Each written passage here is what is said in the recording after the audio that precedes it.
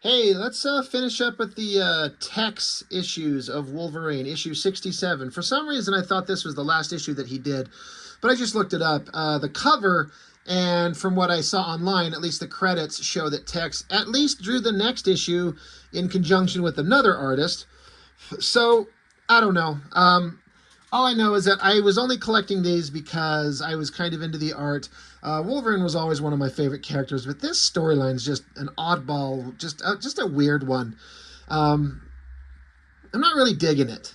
You know what I am digging, though, is this cover. Holy shit. I mean, I would submit that this could be possibly the coolest drawing of Wolverine ever. I know there's a lot of you that are probably screaming like, bullshit, it's this one or that one. But this has to be a contender. If we were to pick the top 10, like, best images of Wolverine in action to show who and what he is, this has got to be in there. Look at the crazy, visceral action. He looks angry and violent, and there's blood and grit everywhere. There's movement. There's rage. It's just so great. The coloring and the reproduction, it kind of, I feel like it's kind of hiding a lot of the line work in a way. And it doesn't look like it's reprinting what the original art probably would look like. It not as clear as it should be. That being said, it all comes together in an extremely awesome looking cover, but I would bet that if we saw this original art, there's probably a lot of detail and finesse going on in the line work in the face that is just getting lost. It's like printed like a bad fax, you know? But it kind of works. Tex has got this incredible dark energy that he's got to his artwork. And this looks incredible. Man, why do we not have a Tex artist edition? Just all the great issues of Ghost Rider that he did, and then Wolverine. Just put them all into an artist edition, and I mean, I would get that in a flash. Like I said, I'm not exactly. I wasn't reading this story. It was not interesting me. He was left for dead in the last issue. He's in some kind of like vehicle out in the middle of nowhere. These, I don't know, coyotes, wolves, whatever, are gnawing on his body because he's unconscious. He's out. But you know, Wolverine, he might have got his ass knocked out, and dogs are chewing on him. But he's not going to put up with that for very long because, bam, double page spread. He wakes up. He's in his underwear. Suddenly, he's completely undressed. I mean, I guess you can't really tell, but this little tank top thing he's got on looks like it's covering him way better than this male model, like, skinny little bullshit underwear that he's wearing. It's a bit much, but as a, you know, that's really awesome looking. I mean, come on, that's an incredible shot. Tex knows anatomy so good, but then he pushes it and flexes it and distorts it into get Tex's art. The only way that I can describe it, and I've said this I believe before, is that he's going for the emotional impact of the art far before he's concerned about the technical accuracy of the line work or the drawing. Does that make sense? You know, like, proportionately, he's all over the place. Massive upper body, thick arms. Like, these are not like realistic human proportions, but this is a comic book. We don't need that. And I know that might sound hypocritical coming from me, the guy who bashes on Liefeld's art all the time, but like, there's no comparison in terms of skill of human figure drawing from Tex and Liefeld. But this is an example of distorting it and putting in energy and emotion. Like, look at the ink splattered all over the page. The rough, chunky, janky, thick lines. Like, let me bring up this forearm closer to the camera. Like, no inker, if you were given pencils like this, no inker would think to have a weird, thick, chunky line like that and leave it that way. Only a artist who's inking his own work could come up with something like that. That being said, it does list, so it's Larry Hama script, Mark Texeria or Teixeira, however you say his name, pencils, and then it says Tex and Palmiotti on inks. I'm like, Palmiotti? But which one? There's Jimmy and there's Peter. Which one is doing this? I kind of hope it's Peter Palmiotti, because I think he watches my channel, and that'd be amazing to get him to chime in. And if it's him, if that's you, Peter Palmiotti, I would love to know what it was like inking over text. What were the pencils like? How rough was it? I'm going to see if I can't identify what pages in here are probably inked by Palmiotti, because it says Tex and Palmiotti, unless it's Tex doing all the main figures and they hand off the inks to do backgrounds or something like that. I'm guessing. Who's to say? How could I possibly know? But I'm just going to assume that Palmiotti here, again, whichever one of them it is, got a full penciled page and they got to ink the whole thing. And we'll see if we can't identify at least one or two of them. We'll see if we can spot that. But Tex just makes this shit look awesome. He makes Wolverine's claws very long, very pointy, very dangerous looking. Love it. So much energy there. Valley O' Death. Okay. So he gets up, he gets on his classic yellow Wolverine outfit. And again, I don't know what's going on with this character, who this girl with wings is. I don't care. But like I was saying on all the other issues, these close-up shots of Wolverine's face that Tex does, there's several in here where he just gets that distorted realism that looks so good. He's such a good artist, such a good renderer. It looks fantastic. So good. And then, of course, again, the X-Men are there. They're trying to help Wolverine or something. There's some kind of connective tissue of the story. You know, Professor X, good drawing of him on both places. And they're on this, they're on the job, and there's a scene. I think the concept is really interesting here, where I think they said they're in Vegas or something. Why did I think Vegas? Anyway, it doesn't matter. They go into this room, and this girl is dead, but she's floating in the air. And they're talking about it. They're like, there's no wires. And Colossus is like, is this gravity, a gravity field or telekinesis or something? And Psylocke is pointing out that it's telekinesis, and she is the source, but she is quite dead. So it's like interesting that this girl, the telekinesis, the ability to move things with her mind, is coming from her, but she's dead and just floating in the air. It's really a creepy idea.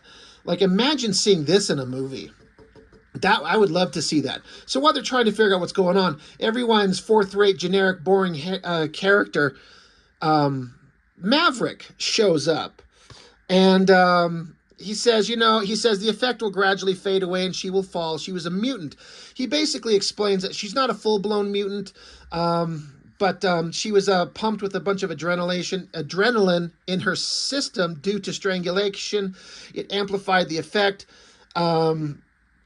He was saying that when she was alive, she was barely able to make a roulette ball stop on her number or make her dice fall on a natural still, but she made quite a bundle before she got banned from the casino. So this girl had, like, a very low energy telekinesis ability, and she used it to help herself with gambling. But something went wrong. She got strangled to death, and the adrenaline pumped into her system amplified her powers so that she could float there while she's dying. Creepy, weird, interesting. If I had to guess, I would say that this page is inked by a Palmiotti, because the lines, like, see this right here under the gauntlet? Those are slick, clean, very sharp, clean lines that doesn't feel like a regular text kind of line work, where it's scratchy and rough. So I am curious. If I had to bet, I would think that this might be one of the Palmiotti pages. Again, I really hope that can get some confirmation on that one way or the other. Back with Wolverine and whoever the angel girl is.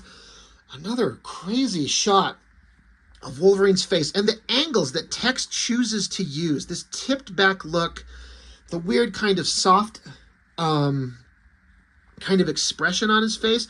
I really love the thing that stands out in this artistically is this heavy, thick line along the edge of his mask here and there. It makes it look like it's a three-dimensional object that's sitting over his skin, and then the shadow is being cast. It feels like it's a piece of material sitting on his face rather than like painted skin, which happens with a lot of superhero artists. That looks really neat. And then just the scratchy kind of rendering, the zipatone on the underside of the chin, on the neck, the slight hint of stubble on his chin. Like, that is a Tex inked page. Looks really cool. And then just in terms of just sheer drawing ability, all these random drawing figures in the background. Tex is just unbelievably good. Let's keep going. They get attacked. Again, some weirdness going on in this comic. I don't know. Wolverine falls to the ground. All the artwork through here looks really cool. We're going to just skip right on by. I don't know what the story is. I don't care. I'm more interested in some other stuff. They're out there in the desert, and once again, Wolverine's knocked on his ass. He's down, and more animals are coming to pick at his body. So a vulture starts picking at his flesh, and Wolverine wakes up, kills the bird, and starts eating it because he needs protein. What a great drawing again. The zipatones. I don't know if it comes through very well. Let me bring it up. If you can see through the camera the dot patterns and ink splatter. It's just so neat. Something about that just fascinates me, how good it is. And then the like lens flare shot kind of over the shoulder there. That's fantastic. And then something completely different. This sketchy, like, I'm looking at these two drawings, and this one's intentionally drawn.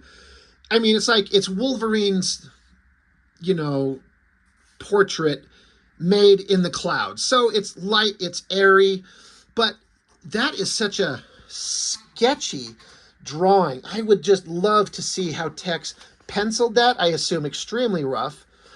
And then just getting his inky lines on there and just sketching it out quickly and roughly. And again, the emotion, the energy and the feeling of the drawing is there. And it's not about technical precision. I mean, look at that. There's no precision about it. It's all about feeling. But looking at that rough sketch face, again, it's his face in the clouds versus an actual shot of him. But I'm looking at that and I'm wondering if this is Tex inking it or not. I'm kind of leaning towards not, because some of the line work is so slick. But then also the addition of the zipatones makes me wonder if, you know, how does that work? If this is a page that Tex handed off to another inker, does he then come back and do the zipatones, or does the inker decide where to put the tones and how to cut them out and make it work? I wish I knew. Maybe we'll get lucky in the comments and we'll see. Great shot. Looks fantastic. Great shot in the air. Looks fantastic. Back with the X-Men, Professor X, Jubilee, Cyclops, Maverick, Psylocke. We got to put her right up front in a sexy pose. I was going to say, I feel like this page might be another one that's inked not by Tex, because these slick lines, it's not the same kind of rough, scratchy Tex kind of inking. Unless he's in a hurry or just had a different feeling that day. I don't know. Again, this is all guesswork on my part. But if I had to guess, I would say this might be another page inked by someone else. You know, sometimes these comics have weird things that stick out in my mind for all time. This shot of the hand, like, they've got this big digital screen that they're looking at. And Maverick is, like, it's kind of flat in front of him. Maverick is pointing at. He's telling him, like, there's a thing here. This is where we're going. But instead of the artist getting a script and it says, Maverick points to a thing on the board, like my fat hand here is doing, he draws it like that, where he's kind of pointing at, like, he's got his fingers folded in. And he's kind of tapping on it. He's like, right here. You see what I mean? That stuck out to me so blatantly as a kid, and it's never left my mind. It's so out of the realm of commonality from what you see done in comics. That is so interesting. I gotta say, it has to be referenced from something. He probably took a picture of his own hand. How do you choose that shot? How does that occur to you? It's like, Page whatever, 2 panels, big shot of them looking at stuff. Panel 2, Maverick's arm pointing at a specific corner on the map that they're looking at. So there's a bunch of, again, there's zip tones, these lines on this art that, again, I just feel like this is not Tex inking it. But how do you choose that hand? That's such an interesting artistic choice that just, it stands out. It's glaring to me and I love it. It's fantastic. And then fucking Wolverine runs into a space shuttle out in the desert. Again, I don't know what's going on. Tex's weird proportions on Wolverine, massive thick arms and huge thick upper body. It's weird, but it works. Love this close-up shot of his mouth, the nose and the lips and the folds on his face. So great. It's another good shot up there. And then some action, some tanks or whatever, shooting at Wolverine. So I wonder if, I just kind of assume that covers are always drawn after the art's done. But who's to say? Maybe an artist gets inspired. He knows exactly what he wants the cover to be. But I just kind of assume, generally speaking, that the cover comes last. And I only say that because that pops up in my head here, because this panel here is essentially the cover. Explosions everywhere, Wolverine's running, angry, screaming, claws out, ready to kick some ass. And that's what's going on in that panel right there. So I just wonder if he's kind of going through the art and kind of comes up with that panel and looks at it and goes, I kind of like that. I dig that. I'm going to do a better version of that, full 11 by 17, and make that the cover. Again, just guessing, but it looks really neat. And the coloring, these dull tones on the outside there, and then the yellow, and then the kind of the lighter yellow going on. It's just such an interesting choice on how they do this. Who does the colors? I know I look writer, pencil, or inkers. Steve Bucaletto. I've seen that name all over the place. Seems like he's really good at what he does. Great shot of Wolverine just popping up. Looks like he's under the tank. He gets knocked down to the ground. They drive the tank over him, and he comes up under it and starts kicking ass, hopefully. Great, energetic, violent shot. So cool. Baseball cards, who cares? Back with the X-Men doing God knows what. They're flying around in the jet. The space shuttle center again. I don't know what's going on here. I'm only interested in looking at the awesome art. Here we go. Another great close-up of Wolverine's face. But look at the, the slanted little squinty eyes in the mask. Like, look how it's just a simple little slit. And then look at the slit on this one, just kind of going up at a completely different angle. I've drawn Wolverine's face and his mask lots of times in my life, and I would never think to have that slit like that go up at an angle like that when the other eye is across like this. I would always think that this eye over here would have to kind of come straight across. It's so weird. It's like completely technically wrong, but it looks so cool when you just look at everything and how it all comes together. Fantastic shot. Love the little highlight on the upper lip there. Another great shot of Wolverine's face there. And Wolverine, they're going to run into someone called Epsilon Red, the Soviet super astronaut. I have no idea who that is. Good shot of Wolverine. He's going to fight somebody, book's over. I don't know what happens in future issues. I'm 99% sure this is the last issue of Wolverine that I collected that Tex was doing, because I have no memory in the slightest of what happens next. And when I looked at the cover online just recently, just before I started recording this, the cover didn't even look familiar to me. Usually when I pick, I've been collecting for a long time, and whenever I pick up a book, like, I can at least remember the cover and remember the generic basics of the guts of it. Even if the story doesn't stick with me in the slightest, but I have no recollection of what Wolverine 68 is. So I have no idea. So this is kind of the end of the Tex issues. It's just worth it, if for nothing else, for this incredible art. Man, would I love an artist edition of Tex's work. There's some guys out there that are kind of doing fan-created artist editions. If you've been watching my channel, I've got that Nick Manabat one. And on Facebook, there's this page for Wildstorm Studios. And these guys have put together a couple, and they've got a couple more coming up, where they're just getting original artwork from some of the other artists, like the quote-unquote not big names, not Jim Lee, not Travis Charest, and all the other guys who did great work. And they're just getting artwork from them and creating fan-created artist editions. So if if you're interested in those things, I would recommend go hit up the Wildstorm fan page on Facebook, and if you want to get in on those. But I only bring that up because somebody could put this together. They could, see if we can get out there and source some really high-resolution text images from Ghost Rider or Wolverine or almost anywhere, really, and put together an artist edition. I would die to see that. But that's all I got for Wolverine. It's the end of the TEX stuff. I don't know what other stuff I have of TEX as art anywhere. I have very few issues of Ghost Rider. My brother was collecting those, and I just kind of read his, so I don't actually have them. I looked at that god-awful Union series he did for Image. Yeah, I don't know what else I have that TEX has done. I'm going to have to go looking. Anyway, that's all I've got for now. I appreciate you watching my channel and joining me and commenting and everything. I really do appreciate it, everybody. So thank you for joining me, and I will see you next time.